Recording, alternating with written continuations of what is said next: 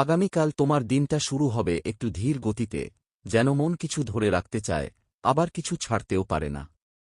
ভোরের দিকে অদৃশ্য এক ধরনের চাপ অনুভূত হতে পারে, কিন্তু দিনের মাঝামাঝি এসে তুমি নিজের গতি ফিরে পাবে। আজকের দিনটি যেন তোমাকে নিজের ভেতরের শক্তিটাকে আবার নতুন করে চিনিয়ে দেবে। কোনো অপ্রত্যাশিত ঘটনা তোমার মনোযোগ টেনে নেবে, আর সেখান থেকেই দিনটায় পরিবর্তনের সূচনা হতে পারে।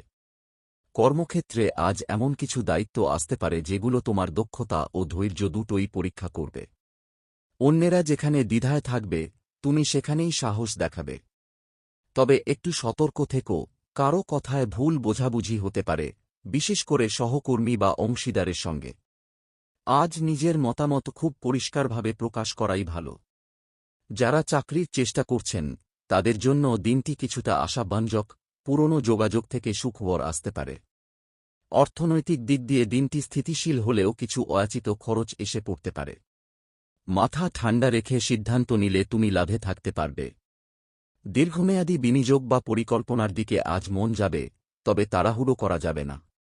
পরিবারের কারও সাহায্যে আর্থিক সুবিধা পাওয়ার সম্ভাবনাও আছে। ব্যক্তিগত সম্পর্কের ক্ষেত্রে আবেগ আজ যেন একটু বেশি জোরালো হয়ে উঠবে। প্রিয়জন তোমার কাছ থেকে অতিরিক্ত মনোযোগ চাইতে পারে বা তুমি নিজেও তাদের একটু বেশি কাছে পেতে চাইবে। তবে আবেগ বাড়তে থাকলে ছোটখাটো ভুল বোঝাবুঝি হওয়াও স্বাভাবিক।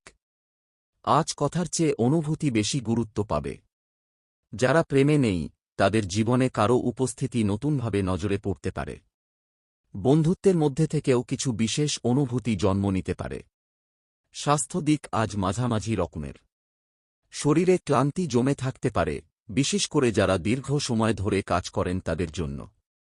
জল কম খেলে মাথা একটু ভার লাগতে পারে।